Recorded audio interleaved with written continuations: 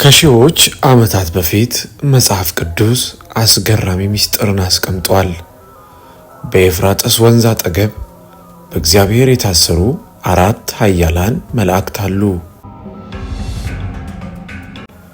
እነዚህ መላእክት ለ1 ሰዓት፣ ለ1 ቀን፣ ለ1 ወርና ለ1 ዓመት ተዘጋጅተው የሚጠብቁ ናቸው። ይህ ሁሉ ተጽፎ የሚገኘው በራእይ መጽሐፍ ውስጥ ነው። ነገር ግን አስፈሪው ጥያቄ ይህ ነው። እነዚህ ኃያላን መላእክት እነማን ናቸው?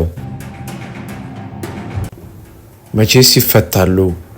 የተፈቱስ ጊዜ ምን ይፈጠራል የሚለው ነው። አንዳንዶች ይህ ትንቢት ዛሬ በዓለም ላይ ከሚታዩ ጦርነቶች ጋር እንደሚያያዝ ያምናሉ። ነገር ግን እውነት አሁን የምናየው ጦርነትና ግጭት ዓለማችን ወደ ፍጻሜ እየቀረበችና የታሰሩት መላእክት ሊፈቱ መሆኑን የሚያሳይ ይሆን ወይ? አሁን በኤፍራጥስ ወንዝ አቅራቢያ ከወንዙ በታች የሚሰማው ጩኸት እውነት የታሰሩት መላእክት ድምፅ ነው ወይ? እነዚህን ጥያቄዎች በመጽሐፍ ቅዱስ ትንቢት እየመለስን በዚህ ቪዲዮ ውስጥ ስለታሰሩት 4ቱ መላእክት ምስጢርና መጽሐፍ ቅዱስ ምን እንደሚል በጥልቀት እንመለከታለን። እናንተም ቪዲዮ ላይክ እና ሼር፣ ቻናሉን ደግሞ ሰብስክራይብ እያደረጋችሁ አብራችሁን ቆዩ። መልካም ቆይታ ይሁንላችሁ።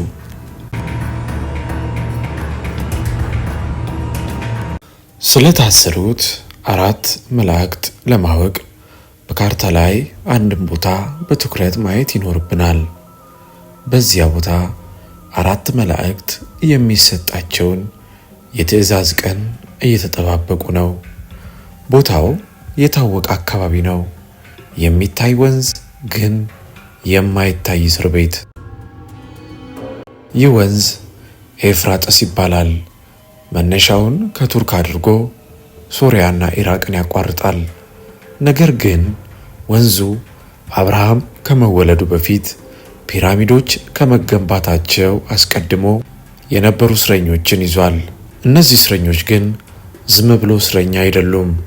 የእግዚአብሔርን ውሳኔና ፊሽካ የሚጠብቁ፣ የመጨረሻውን ደውል ሊደወል እንደሆነ የሚያሳዩ 4 መላእክት ናቸው። ያኔ የተፈቱ ቀን ግን ታላቅ ጦርነት ይጀምራል።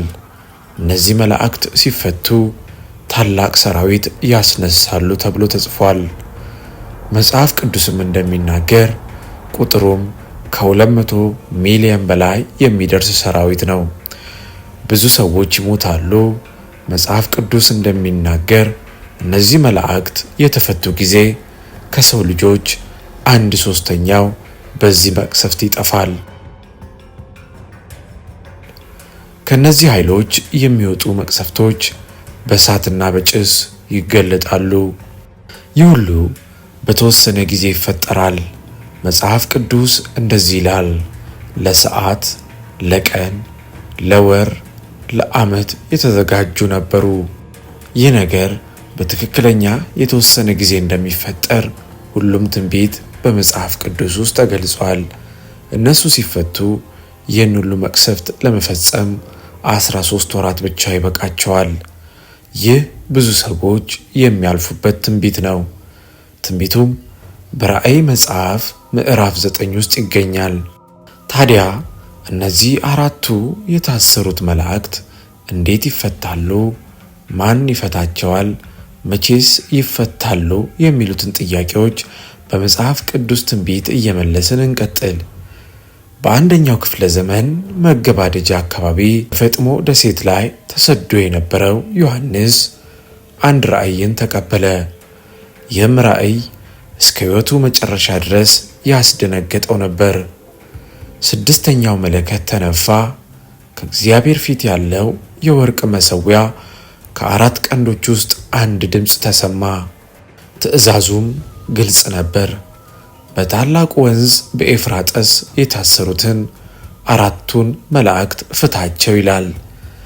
እነርሱ በምናባዊ ዓለም ውስጥ አይደለም የታሰሩት፣ ይልቁኑ በትክክለኛ የምድር ቦታ ታስረው ተቀምጠዋል። እሱም የኤፍራጥስ ወንዝ ነው። ይህ ቦታ በካርታ ላይ ማንም ሊያገኘው ይችላል።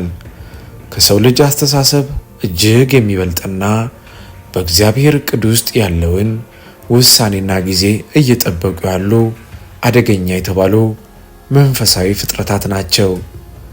ለመሆኑ እነዚህ መላእክት ማን ናቸው? በእርግጥ መጽሐፍ ቅዱስ በቀጥታ ስማቸውን አይጠቅስም።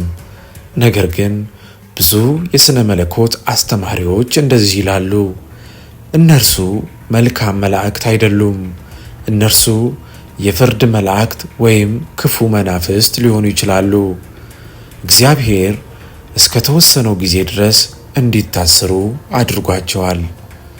በራእይ መጽሐፍ ምዕራፍ 9 ቁጥር 15 ለዚህ ሰዓት፣ ለዚህ ቀን፣ ለዚህ ወር፣ ለዚህ ዓመት የተዘጋጁት 4ቱ መላእክት ተፈቱ፣ የሰውንም 3ኛ ክፍል እንዲገድሉ ይላል።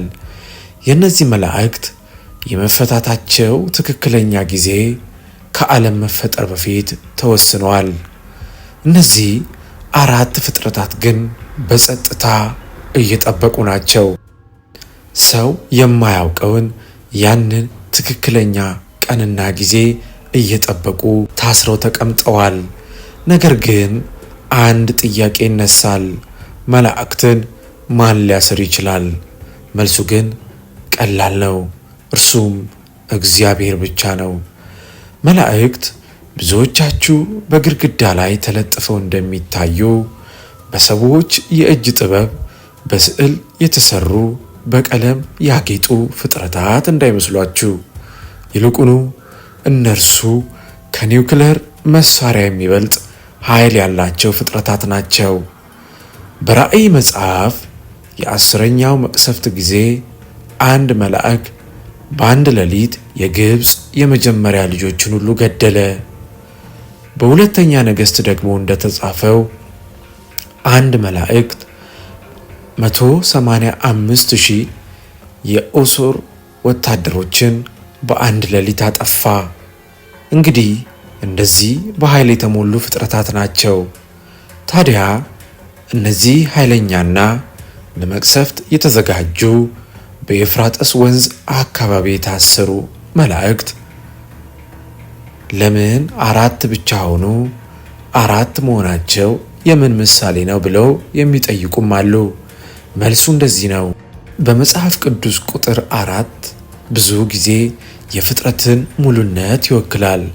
የምድር 4 ዳርቻዎች፣ 4 ነፋሳት፣ 4 አቅጣጫዎችን። ስለዚህ 4 መላእክት ሲጠቀሱ ፍርዱ ወደ ሰሜን፣ ወደ ደቡብ፣ ወደ ምስራቅና ወደ ምዕራብ ሁሉ እንደሚደርስ ይገልጻል። ሌላኛው ጥያቄ ደግሞ ይቀጥላል። ለምን ኤፍራጥስ ወንዝ ተመረጠ? ለምን በዚያስ ታሰሩ? መልሱን በመጽሐፍ ቅዱስ መጀመሪያ ገጽ ይጀምራል። በኦሪት ዘፍጥረት መጽሐፍ ውስጥ ከኤደን ገነት የሚወጡ 4 ወንዞች ተጠቅሰዋል። 4ኛው ወንዝ ደግሞ የኤፍራጥስ ወንዝ ነው። ይህ ወንዝ የሰው ታሪክ ጀማሮ ማለትም ከአዳምና ሔዋን ዘመን ጀምሮ ሁሉ ውስጥ ያለ ወንዝ ነው። ታዲያ የሁሉ የተጻፈው ትንቢት መፈጸሚያውስ ቀን መቼ ነው የሚለው ደግሞ ሌላኛውና ከባዱም ጥያቄ ነው። የታሰሩት መላእክትስ መቼ ይፈታሉ የሚለው ተከትሎ ይነሳል። ብዙ ሰዎች አሁን በዓለም ላይ ያለውን ጦርነት ከመጽሐፍ ቅዱስ ትንቢት ጋር ያገናኙታል።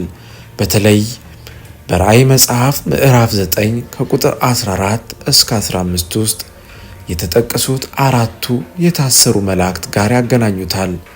የሚፈቱበትም ጊዜ ደርሷል እያሉ ሲናገሩ እናዳምጣለን።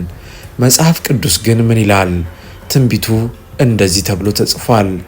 4 መላእክት በኤፍራጥስ አጠገብ ታስረዋሉ።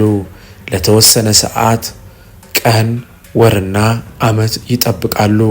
ሲፈቱ ግን ታላቅ ጦርነት ይመጣል። አሁን ያሉ ጦርነቶች፣ ዛሬ በዓለም ላይ ብዙ ግጭቶች ማለትም በጋዛና በእስራኤል በዩክሬንና በሩሲያ እንደዚሁም በመካከለኛው ምስራቅ አሁን እያየነው ያለነው ውጥረትና ጦርነት፣ ይህን በመመልከት ብዙዎች የመጨረሻ ዘመን መጀመሪያ ነውን ብለው እንዲያስቡ ያደርጋሉ።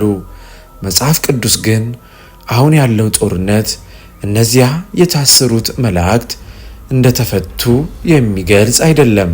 ነገር ግን ኢየሱስ በማቴዎስ ወንጌል ምዕራፍ 24 እንዲህ ብሎ ተናግሯል።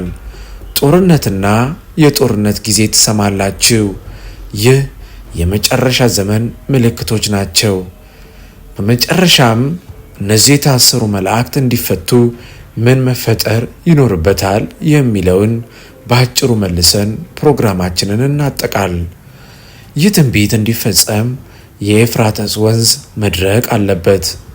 አሁን ላይ እየወጡ ባሉ የሳተላይትና ከቦታው በሚለቀቁ ምስሎች በእርግጥም የኤፍራጥስ ወንዝ እየደረቀ ነው።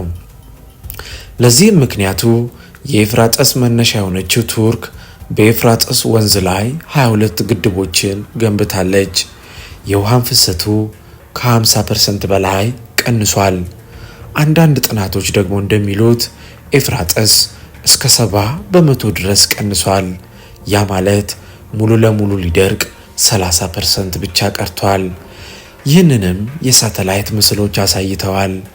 ለብዙ ሺህ ዓመታት በውሃ የተሸፈኑ የወንዙ መሬቶች አሁን ተገልጠዋል፣ ወደ ደረቅ ስፍራም ተለውጠዋል። በራእይ መጽሐፍ ምዕራፍ 16 ይህ ቀድሞ ተጽፏል። የኤፍራጥስ ውሃ ይደርቃል፣ ለምስራቅ ነገስታት መንገድ እንዲዘጋጅ። እስካሁን ድረስ ግን ወንዙ አሁንም እየፈሰሰ ነው። መላእክቱ አሁንም ተይዘው ታስረው ተቀምጠዋል። ጊዜ አሁንም አለ። ግን አንድ እውነት ልንገነዘብ ይገባል። እያንዳንዱ አሁን የሚባል ጊዜ የሚያበቃበት ቀን ቅርብ ነው። ያ ቀን በሰው ዓይን ሊነበብ በማይችል ቀን በእግዚአብሔር የጊዜ መቁጠሪያ ሰሌዳ ላይ ተጽፎ ይገኛል።